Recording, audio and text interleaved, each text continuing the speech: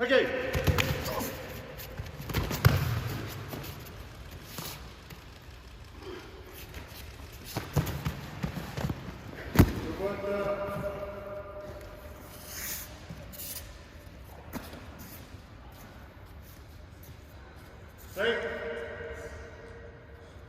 Le sumo, c'est un art martial traditionnel qui est plus que millénaire, qui vient du Japon et qui a eu beaucoup de mal à s'exporter parce qu'il est très ancré dans la culture japonaise, notamment parce qu'il est très religieux. Il existe un sumo amateur qui donc a des catégories et qui aussi accepte les femmes, contrairement au sumo professionnel japonais.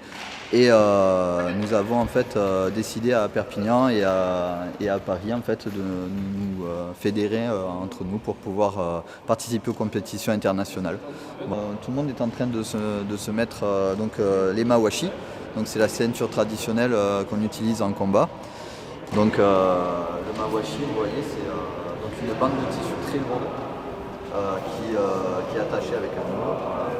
Et c'est une des parties en fait, qu'on peut attraper en fait, au sumo. C'est une partie qui peut être saisie et ça permet un contrôle du centre de gravité de l'adversaire pour le faire sortir ou le faire chuter. C'est vrai que là vous ne voyez pas trop de femmes, c'est parce qu'en fait déjà c'est un sport qui est assez viriliste à la base. C'est déjà une tradition d'hommes forts, de puissance. Dans les pays de l'Est, il y a beaucoup plus de femmes qui pratiquent parce qu'ils ont une tradition de lutte et de sport de force qui est beaucoup plus ancrée dans leur nation. Et donc ici, je pense que déjà le sport n'est pas trop développé, donc nous on est là pour le faire fructifier. Et je pense qu'au bout d'un moment, il y aura des filles qui vont s'y mettre.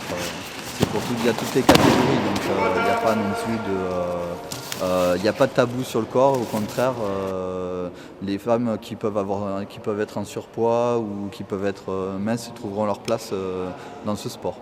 Alors oui, il existe des catégories officielles. La catégorie légère, moins de 85 kg, c'est déjà beaucoup.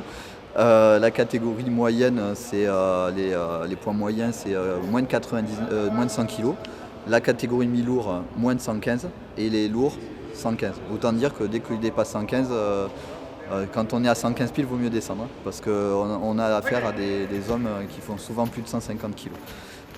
Et pour les filles, ce sont des catégories légèrement plus légères.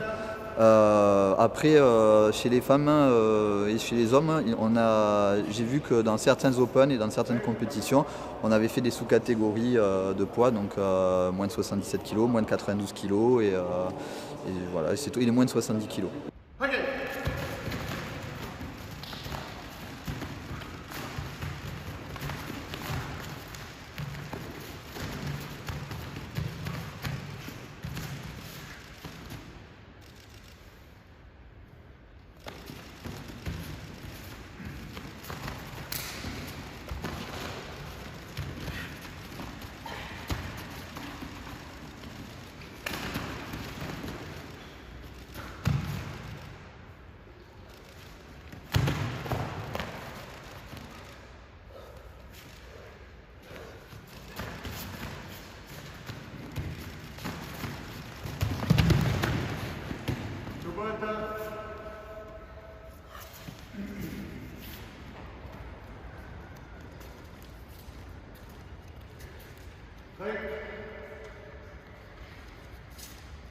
Pour les personnes qui ont des grandes statures, autant hommes que femmes, ça peut être valorisant pour eux de pratiquer. Ça peut aussi leur permettre de perdre du poids parce que c'est très physique, il ne faut pas croire. Mais c'est assez adapté pour des gens assez lourds, du coup, qui sont assez massifs. Et même si ils ont des difficultés à perdre du poids, ils peuvent quand même se retrouver dans des catégories et combattre des gens de même catégorie qu'eux, de même gabarit. Donc c'est plutôt un sport qui valorise les personnes qui sont massives.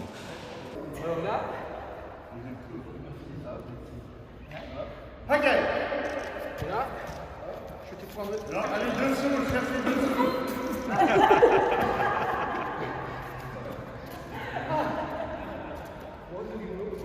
Première position, guidée. Voilà, si vous voulez le faire. Ton frère C'est un Muscat avec Famino à Perpignan.